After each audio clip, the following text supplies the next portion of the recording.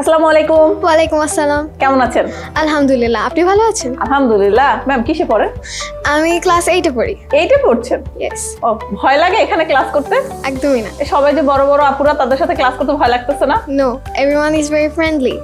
ওকে, কোন স্কুল? বরিশাল গলফ girls high school. আচ্ছা, ঠিক আছে।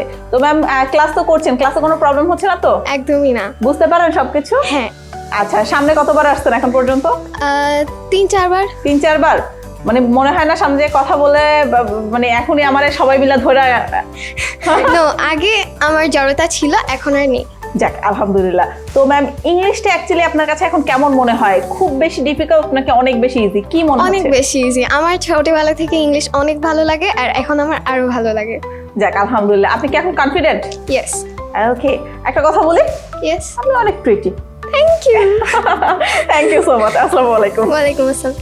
আচ্ছা, আপনার কাছে আমার যে কোশ্চেনটা থাকবে, সামনে তো আপনাদের প্রেজেন্টেশন দিতে যেতে হয়।